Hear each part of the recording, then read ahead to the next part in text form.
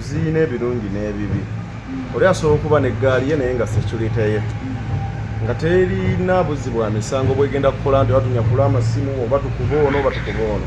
Oli n'aba n'eggaali ng'ate yo y'ababbi nga basobola okujja ne babayitamu buli omu ne bamuleka ng'akola ki ng'akaaba. Kati eggaali ezo za njawulo, tujja kutunuulira ggaali ki, ono alina ggaali ki, okitegeera kisinziira. Oli bw'aba alina ggaali nga ya nkozi ya ffujjo, era effujjo balinogera eddagala nemumanya nti ono kusinziira we yeeyisa tukole wetu ne wetuti okutereeza abantu. Obufunze bwogenda ku bukulembeze bw'eggwanga tusobireyo entandaalo sebo singa naafuna chance nentulukirira ku bakulembeze abafugga owulira complain y'essimu ate era nga nkimanyi chance ejja kubaawo lwa nsonga connection nziyina yakutuusa obubaka n'emiranga gy'abantu okulaba nga tuyambagana.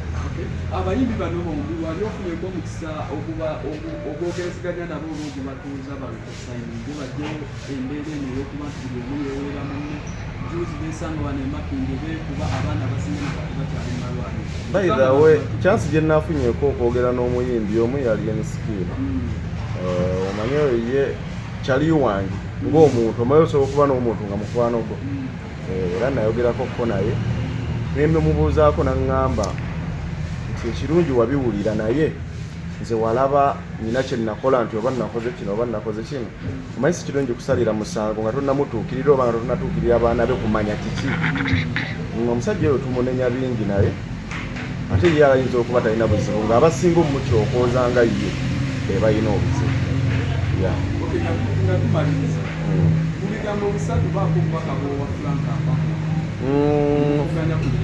Frank Abaho obaka yonna ali muwadde first njagala abeere ng'asobola okukontrolinga obusungu bwe. Omanyi omukulembeze yina tolina kuba na busungu ng'ovaako dakiika bbiri nga wavuddeko dda n'owemula kino n'owemula kiri. Omukulembeze tawemula yatubeere nebuva mu kaseera kakunoonya kalulu yensonga lwaki nze ku intaneti tebasobola kunkwata nsobi yonna. Siinaako nziro neki tolinkwatira bya buwemu, tolinkwatira bya bufere, tolinkwatira mu byaki, sirinaako buli kimu ndi perfect. Ate omukulembeze yenna n'oba oyamba abantu ate olina okuba nga weeyisa bulungi kuba empisa ze zisinga. Toyinza kubanga osobola okuba nga ogamba ojjayo eyawemudde nga ate gweosobola okudda ku live y'abawemula n'owemula. Kuba nnyina we namuwulirako nga wemudde pulezidenti w'ekibiina omu akuba nti nze sibiwabudde bitankwatako sikolaki naye ne ŋŋamba bino tekiba kirungi kale kuyisa ebigambo weebityo nga nti oli mukulembeze nga nti obiyisiza era mukulembeze munno, kiba tekigatta. Akyuseemu era nsaba akyuseemu. N'ekirala mukuutira kino ate era nga nkimusuubiza kuba nze siina buzibu ndi muvubuka ayagaliza. Ekituufu okuyitamu nayiseemu era nninze kunnangirira naye oba vice president nabumuwadde dda ate nga ngenda muwa n'omusaala tabuuza sente gye ziva kuba nze nnyina bizinesi eziyimiridde eziwa n'omusolo nga gavumenti ezimanyi. Okitegeera omanyi gavumenti okukumanya olina okuba nga owa omusolo asubire ekifo ekisava nga kya vice president era yeetegeka okulya nga wanywa ate anaayitawa gambi nati olwedde tagenda kuyitamu kati anaakimpeerawa. Nebyo tebijja kukyuka kubanga akazito kangi naye kennyini akimanyi. Muganda wange ye kennyini akimanyi naye nze kyemusaba abeere mukkakkamu, sijja mmusuula nga balala bwe bakola kuba nze simuyinaako fitina n'emu nti oba ki. Yamwagaliza ambeere ebbali tukulembere bulungi abantu kuba gwe manya nti ku TikTok okubaako abantu 100 ayinako abantu 280 naye naaga 2 tuba tugaagala si kwawukana. Tukaagala twegattire wamu tutambuze emirimu gy'abanna TikTok ne bannayuganda. Omukulembeze nga tudduka akalulu bagenda kasuula batya enkola ya kabokisi oba bayiza wakaluluka ku intaneti okwo bagenda kulondera ku intaneti kyennaakategeerako naye nga sinnabimanya nnyo naye gye binagenda mu maaso buli kimu abantu bajja kuba bamanya n'ennonda gye banaalondamu naye nga ka ku intaneti.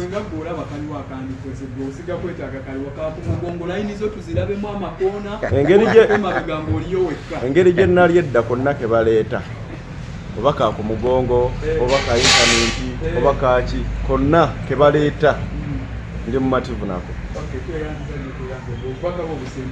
obubaka bwange obusembayo butira bannayuganda bonna kuba bannayuganda bonna bayithaye bali ku tiktok olina waaba talina akaakawunti eri ekolaki musinga kufa nnyo kuba wano mu kibuga naye waliyo n'abaana abali embalala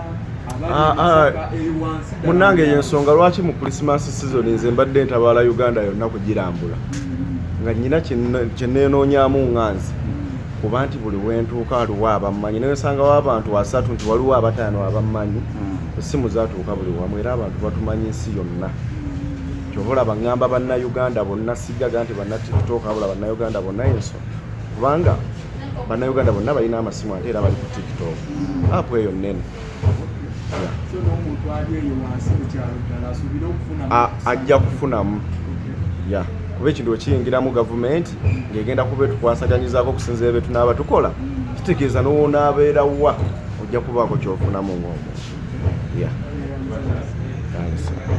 mukulu anaafunayo akafo konna abaha anaafunayo ekifo kyonna ku komiti oba kabineeti. By the way, nze n'ekinjagaza ennyo kwagaliza omanyi nze njagaliza nnyo bavubuka bannange abaho wadde namuwangudde ne simuyinaako buzibu kyeŋŋenda okukola obutanyiiza bantu obutateekawo bukuukulu biki nja kukkiriza mu mutima omulungi era kino kankyogere ensi yonna ewulira ng'omuntu abadde buyinza si kirungi ate mugobaganya musenda nadda mu kyalo agenda kuba vice president wange tutambuze bulungi kiddemu osanga ayinza obutakiwulira agenda kuba vice president wange Frank Abaho tutambuze bulungi emirimu tuleme kwekutula singa takubize muliro kubanga tiktok ebule kubaako nga bya muliro okuvuma ngana kola biki tebikola makulu nante mukwataganira owamu wadde mubadde mu leesi muno n'omusembeza wano ekintu kitambula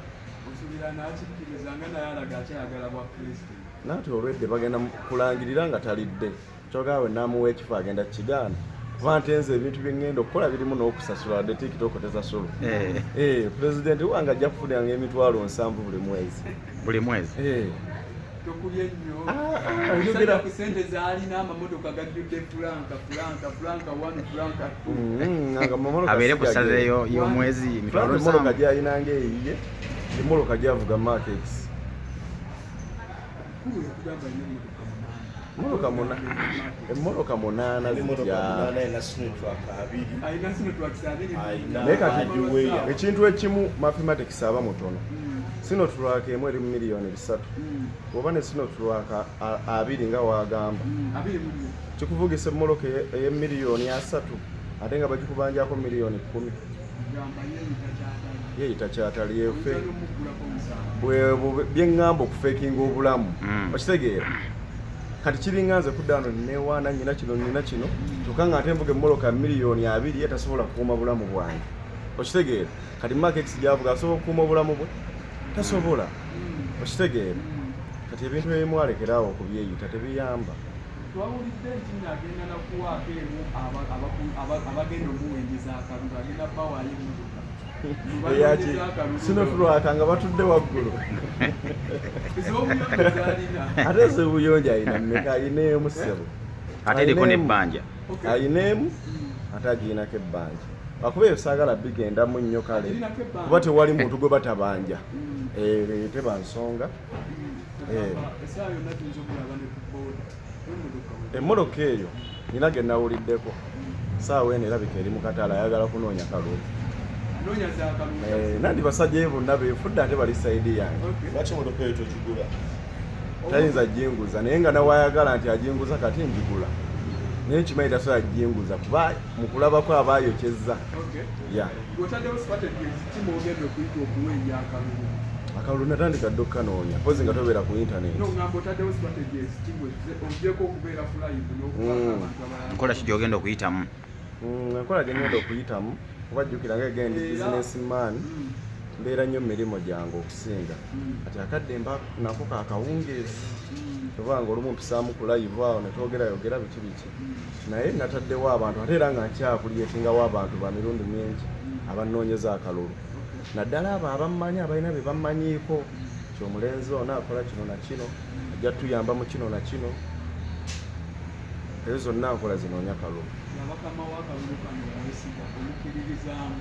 Byabakama ow'akalulu kano ekituufu simwesiga naye amaanyi gajja mmusukkako alangirire nga talina kyakukola. Gwe kyoba omanya simwesiga wadde n'aka. Era tugenda mmuteekako abantu ekirungi naye yakikkiriza. Tugenda kulonda abantu baffe buli sayidi anaaba yesimbyewo bamuteekeko kuba sijja gamba nti tugenda mumugoba. Olwedde ye mutegesi naye tugenda mmuteekako abantu banaabalanako akalulu balangirire ebinaaba bivuddemu. Osuubira kuwangulira ku bitundu nekoba percentage ki ku 10? Kusinziira bw'olabye amaanyi. Nze olwedde nsuubira kuwangulira ku 10 kwennyini bwe kyoba omanya. Ogamba abaho tagenda naye nakweronda. Muganda wange abantu olwedde tonagenda ku akawunti ye abeerako ng'akolimira ntebe yayamba ye bye yazzeemu kaakati temundiiko biki naye ebyo tebikola. Abantu yabayamba n'akola ensobi ate n'abalangira tebiba birungi. Tulaba nga ensangi zino okwevuma ku TikTok kituuse omuze ogwa ddala nti abantu beevuma leero enkya n'olunaku oluddako. Ebintu bino birina kye bigattako.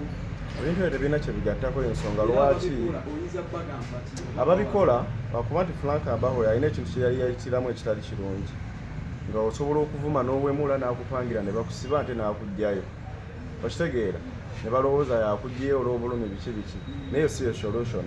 Ensonga lwaki kugenda nti nze muntu agenda okusooka okwesimbawo ate mbeere ne bannange nga baminisita bentwala nabo ekintu nga naye mba siriwo basobola okukola live kabineti n'etuula ne bagamba omuntu ono avuma waati ne waati tumukoledde ki. Kulira kulina okubaako abantu abakansolinga abantu okubuulirira. Okitegeera kulinga musobola okuyita mu kubuulirira n'omugana naye kino biki mu kifo ky'okugamba nti tugenda mumusiba kuba si buli kiringa muntu mubbi. Olowooza omubbi nga gwe mulimo gwe bamusiba mu kkomera nawaba amaze emyaka 10 wakomawo tatandika nabbeera we yakoma. Kati si yeba solution kubuulirigana omuntu akoze kikyamu netumanya kivuddemu ati. Tusuubireyo bw'oba ng'oyiseemu okugulawo ofiisi y'aba tiktokers. Ofiisi olwedde ngiina olaba ku kizimbe najja we najja nankungirawo ofiisi yange kyembaye muterano giraba nga ndipositinga ku tiktok. Ofiisi eyo nina ofiisi 2 emu eri ku total wali ku mafuta gange naye kati gengenda okukola ey'abana tiktokers afunye obuzibu akoze eki lujjawo ne tugonjoola ensonga ate ng'ovudde ne ku ofiisi genda kukolayo studio. Ekinkozesa studio eyo okusebo akweyereka abaana bannabitone bangi ate nga tebalina busobozi.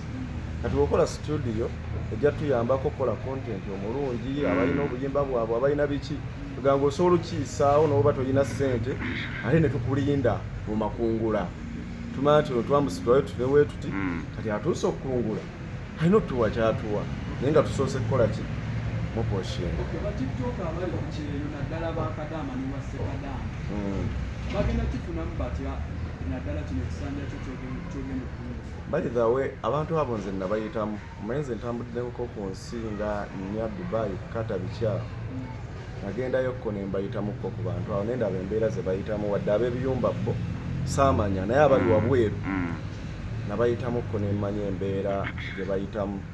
Obudde gavumenti otunala tukwataganya ensonga eri gyenzirako emabega negga nti ngenda kuba ne benfuga nabo kati walina okubaayo minisita w'e Dubai nga wetutuula ku live aleeta ensonga ze netuziwuliriza netugamba nti kati tumukoledde ki ate kino ekintu tugenda kibaamu ffekka ng'abantu nti tuli twemalirira tujja kiyingizaamu ne gavumenti. Omanyi gavumenti buli weeraba nga mulina kyemutaddewo nga muyamba abantu nga kirina amakulu kigikakatako obakwatizaako ne mugenda mu maaso. Connection tuziina tujja kgenda tukubira omulanga gavumenti okusinziira ku ebyo byetunaaba tukoze byenaabeerabye naye tukwatizeeko. Ensonga ogamba nti ogenda kugulawo studio eri abayimbi oba bannabitone abali ku tiktok abatalina chance oba busobozi kugenda mu studio ezenjawulo. Tulaba nga abayimbi waliwo kati abayimbi 2 era nga bayitirawo ku tiktok Gaza na Alien Skin bakomezaawo ekigambo gaali. Ekigambo gaali nkakasookimanyi eggaali zino ozikiririzaamu oba zirina kyezigattako.